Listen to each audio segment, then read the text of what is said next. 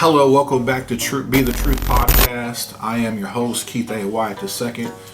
Just would like to ask you today if you would please hit the like and subscribe button on YouTube. But today we're going to continue on a subject that we talked about last week, which is white Christian nationalism. And last week, kind of a recap, we talked about the white, or rather the whiteness or the ideology of whiteness in white Christian nationalism. And I want to say again, in recapping, that we are in such a disarray in this country because the American church has got in bed politically with the American empire in its pursuit for power and its thirst for power. So much so that because the church has gotten in bed with the American empire, the lines have been blurred between the church and the culture. And the reason why the people are confused in this country is because the church has been complicit leading people in this idolatry and this heresy. And so because of this idolatry of white Christian nationalism, many people are in disarray because the pulpits have been in dereliction of duty and not telling the people that this is wrong. And so last Friday, Donald Trump, he said the quiet part, if you will, out loud. He said the quiet part out loud. What do you mean by that? Donald Trump said last week that he wants to be a dictator. And here's the thing. He said in his speech last Friday, he's not hiding it anymore. And his plea was to Christians to help him. Well, how do you say this? He says that you won't have to vote anymore, Christians. I'll find a way to fix it so it's set, it's final, that you don't have to vote anymore. And so he's telling us who he is. He wants to be a dictator. And I want to say this, the great poet or writer Maya Angelou says that when someone tells you who they are, believe them.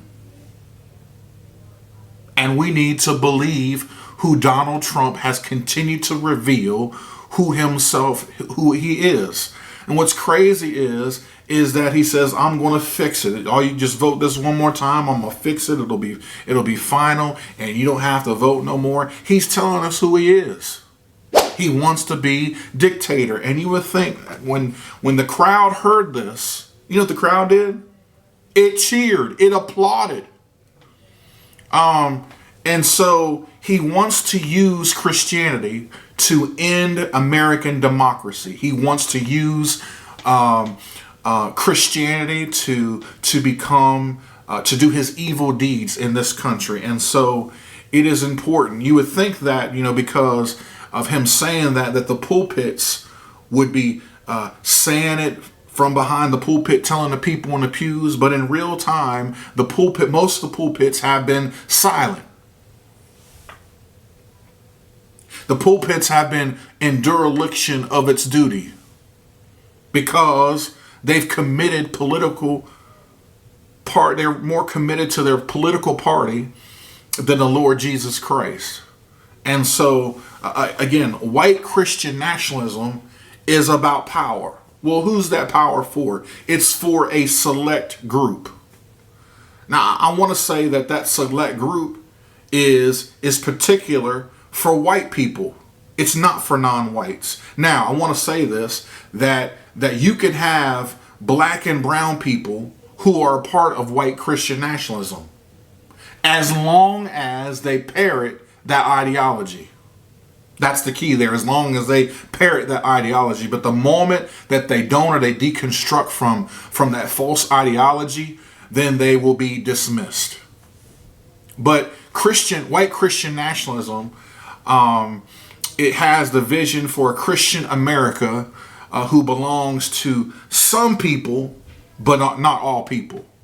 So it excludes. That's not the gospel. It's a false gospel made in America's image. And so it sets a stark boundary as to who's a real American. So it's in their vision, which is a dangerous vision. It's one that they feel that they need to restore a Christian America. So they create this narrative of an us versus them.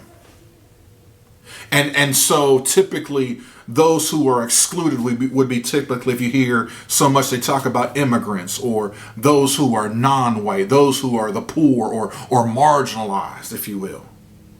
And so this has run through conservative white evangelical circles since the inception of our country.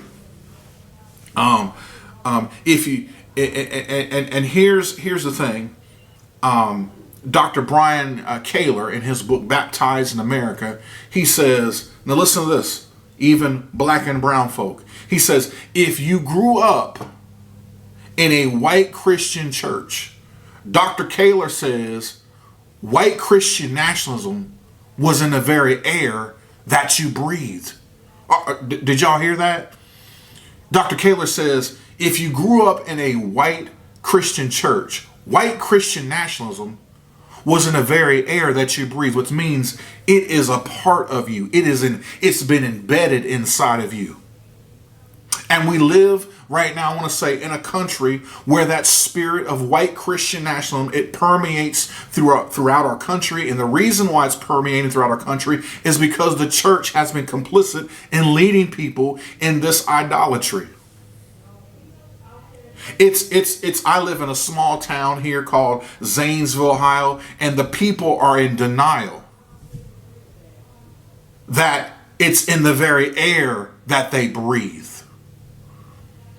And so it's this idolatry, it's this false doctrine that has taken over in the church, and most of the church has been silent about it.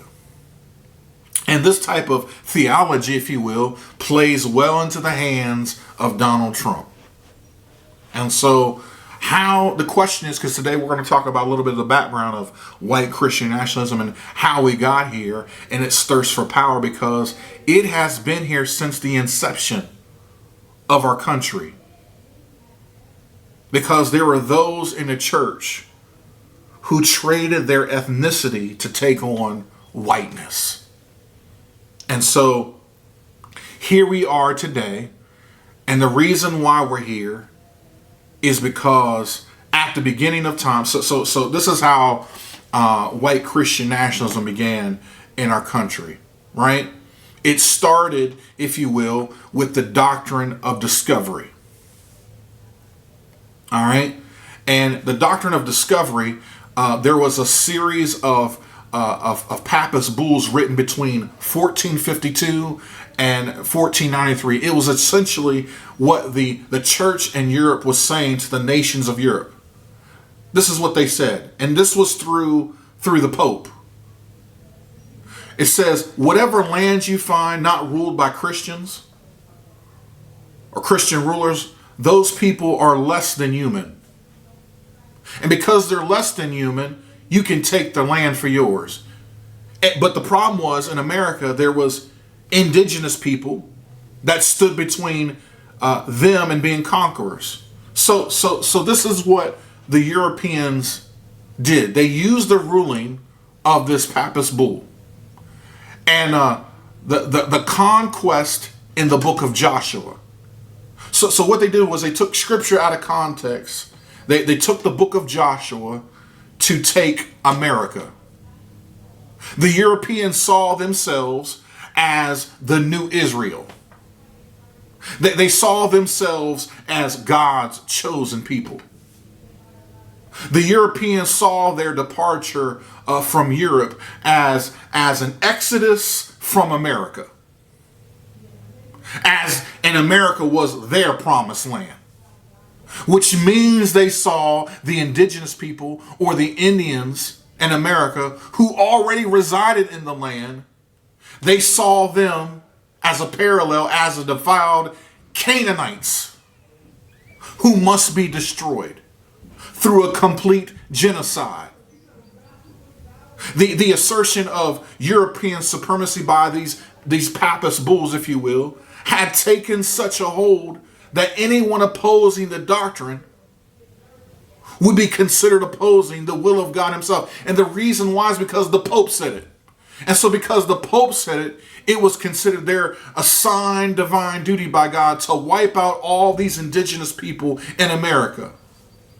And this lie of supremacy empowered the dominant group to define others, listen, as inferior and acclaim authority over them. It was this doctrine of discovery, listen, that also then allowed Europeans to colonize and enslave African people. Because in the Papist Bull, this is what the Pope wrote. This is what the Pope said.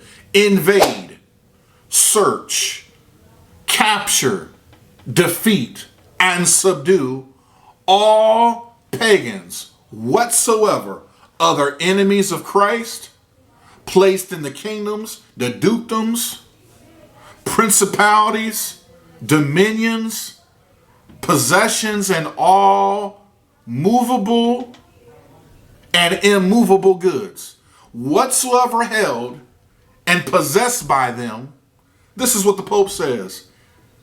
Reduce their persons to perpetual slavery and appropriate himself to the successors of the kingdoms, the dukedoms and countries, the principalities, the dominions and possessions and goods, and convert them to his and their use for profit.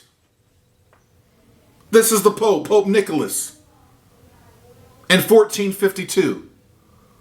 White Christian nationalism is that America was founded as a Christian nation.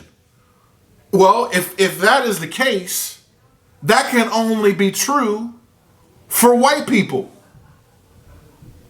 Because this country was founded on the genocide, listen, to Native Americans and the enslavement of black Africans.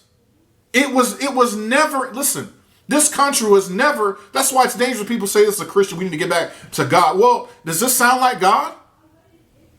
It was never intended to be a nation for black and brown people or indigenous people. Even if they were Christian or not, white Christian nationalism, again, is about power. But it's power for who? A select group. And that does not include non-whites. That is why Christian nationalism, listen, has a racial component. Because it does not include people of color. White supremacy and racism are inseparable elements of white Christian nationalism. The problem is that there are a lot of black and brown people, in order to be accepted in white circles, that subscribe to this ideology. And it's sad, but in order to be accepted, that's what they've done. But then in the late 1800s, what has happened is they then took on a new form, a new term that was called, see, racism, it just morphed and it's changed. But the new term they used in the 1800s was called manifest destiny came along. Though the term was new, its ideas were much older, dating back to what? The first colonial contact between the Europeans and the Native Americans. The ideology became known as manifest destiny. Included a belief, an inherent belief of that whites were superior. White Americans. That God destined them to conquer North America from sea to shining sea. And as I read last week, it's from this that Edward Bloom wrote in his book, Reforging the Right Republic. He says, then the national and religious identity became this. As the United States barged into the 20th century, you know what happened? And this happened because of the church. That's the supremacy of whiteness, the supremacy of the United States, and the supremacy of Christ, again, had become viewed as one and the same. Do y'all hear that? Today, white Christian nationalism, or this, God and country, if you will, again, I'm going to say this, it is a false gospel. It is idolatry. Why? Because it fails to promote an ideology that seeks God's glory in a multinational kingdom. Instead, it turns Jesus, if you will, into this white patriot. Such a mentality, listen, tends to, what it does is it confuses God's interest with those of a political party. It makes the United States the center of God's affections above every other nation. And I told you last week that America is not the apple of God's eye. And just like God died for America, he died for every other country in this world. And here's the thing, is that the church has made now Donald Trump its God. And it has become idolatrous because it is in pursuit of power. And here's my thing. I've been pleading for pastors behind the pulpit to speak out about this, particular my white brothers and sisters who preach behind the pulpit. And the reason why is because they need to preach this from the pulpit, is because they need to preach it from where there are mostly white spaces. And the reason why is because in Christian nationalism, white supremacy and racism are inseparable elements of Christian nationalism. And so in those white spaces, I challenged white pastors to preach out against this heresy, this doctrine. And it's going on right now all through America. And the people are outraged and upset, all because they're not playing loyalty to Christ. They're playing loyalty to their political party. And so I leave you with this. Eddie Glaude, a professor at Princeton, he says, MAGA has its roots and its origins are explicit with what? White grievance. This is Be the Truth podcast. Until next time, God bless.